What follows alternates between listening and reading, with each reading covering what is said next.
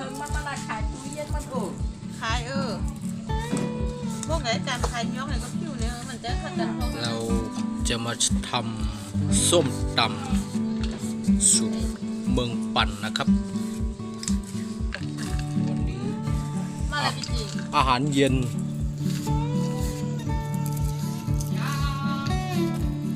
หรือว่าตำหมักซังพอ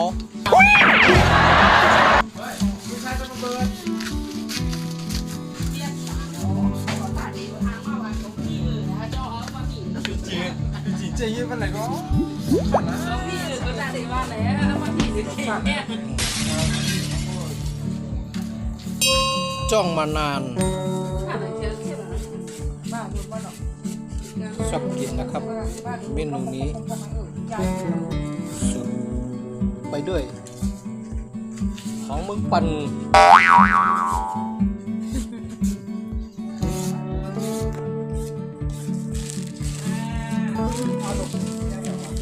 นี่หมักถั่วด้วยเนาะถั่วยังรักเขาฟังมาถั่วมั้งใช่ฮะ总在土地熊，土地熊啊， ถั่วดินก็คือถั่วลิสงน้ำตาลปิ๊บไม่รู้หรอพี่ตัว มะเขือเทศมะนาว กุ้งแห้ง ก็ได้หมอกับพ่อหลานด้วยพ่อหลาน ปูดองนี่ก็ถั่วลิสงเหมือนกัน คงมาแล้วป่ะ นี่ก็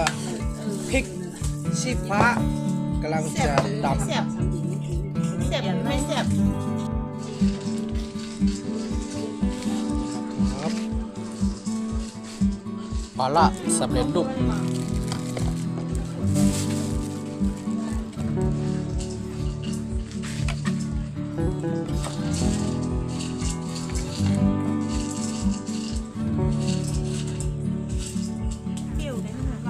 เดียวมากใส่ร่อง3เกียรนี่ก่อนนะ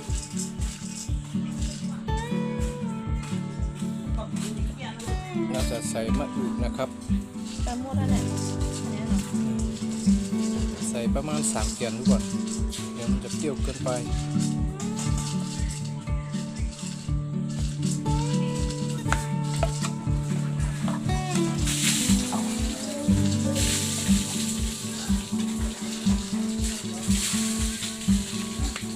ถัดไปก็น้ำปลา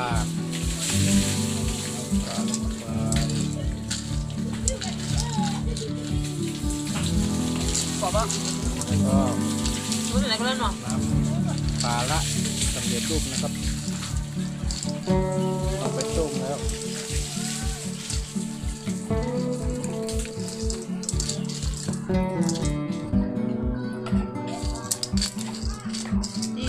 ดีตามมันห้าแต่ไม่ห้า คกใส่น้ำคกดีกว่าถึงหน่อยเครื่องมีนั่นหรอน่ากินเลย มาให้ขวดนั่นหรอเห็นไหม สองรอบอ่ะ เอาจานหน่อยจะอย่างน้ำ 土地นี่ก็พวกก็ใส่แล้วเนาะใส่ได้มันกินกันนะเนี่ย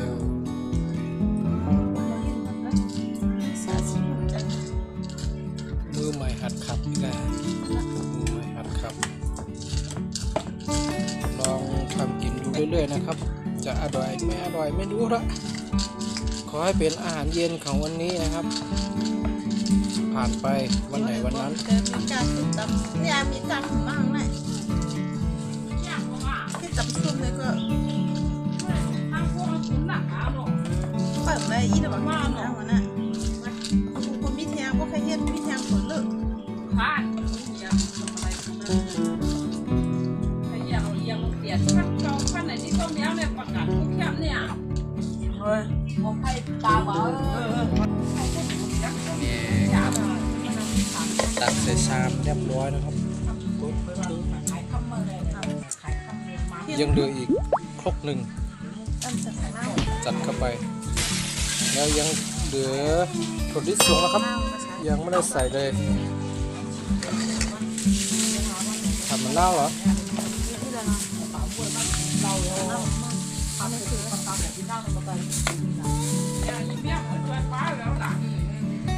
คลุกเข้าไปคลุกเข้าไปคลุกเข้าไปนะครับ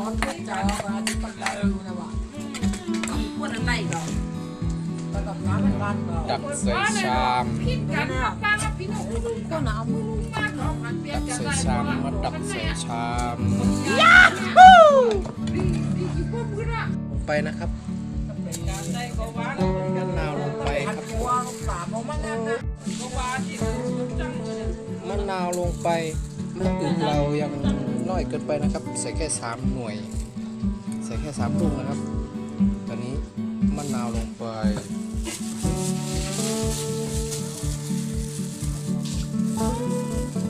หิวถูกหน้าในตังอ่ะ โรยวนเลยกะ งำมันเนาะ ต้องมาย่ำอีกทีเอาใส่ลงไปถั่วลิสง ครับ ของเรา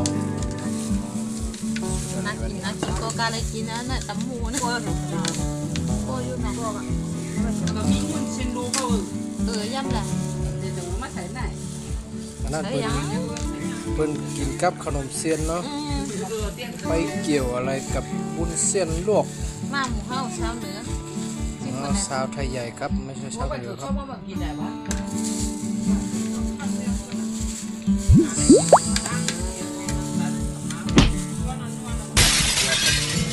โอ้อร่อยไหมล่ะยังไงมะอึกของเรา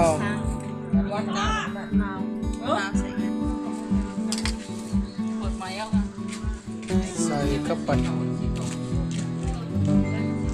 ยิ่งเปรี้ยวยิ่งดี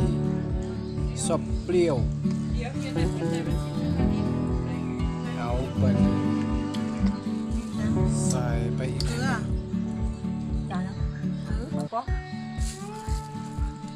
อะไร แต่ชางจิ้มเลยโบ้ ชิลดนิดนึง ชูรสนะครับ ปลานิดนึง ผงงูแล้วก็น้ำปลานะครับขัดไป ยิงใส่ยิงขนหูดวงค่ะ กระดูกอ่อนเนี่ย นั่น เพราะว่า นั่นมันนั่งวีโฮวีมวยนั่นน่ะมันอ่ะ หมวยสีมารยา กินของชิลดแล้วผมร่วงนี่ผมซีดนะ แต่ละมูดของหูมาอะไร ไปเอาแตงอ่อนเข้ามาดิแตงอ่ะ มาอะไรคุณเขาคุณมาอะไรไอ้ท้องมาแหละไม่กินตาโซก็ กินตับส้ม มาแหละเฮิมเอาหวาน ตับ มา ส้ แห ม ละ กันนะครับพี่น้อง ทำไม่เรื่องความแหละ มามูรีบก้มมาแหละชิมไหมกำนันเมียนั่นอยู่ ชิมเลยนักชิมมาจากประเทศเมืองปันนะครับ เมียนั่นเนาะเกี่ยวกับมือค่ะ แซ่บปรี อร่อยมาก ด้วยความสมดุลจากมะอึกของเรานะครับ ไอ้พวกลูกของมาอะไร นี่หายากเลยมะอึกสวัสดี พวกมาลูก ค กิ ลิ น ป ข้าว นี้ก็จบลงไปด้วยดีนะครับขอท่านผู้ชมทุกท่านช่วยเป็นกำลังใจกดติดตามกดไลค์กดแชร์ ที่บ้านกิน ให้ นะ ผม พี่ หน่อยนะครับ แกก็มีกับผีเขาบอกแก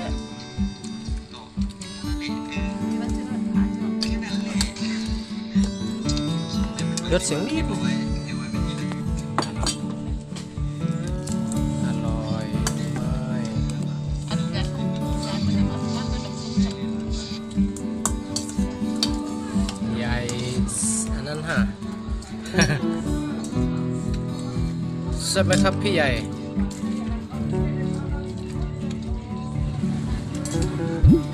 มันขายหน้านะใช่ไหมครับลาน เ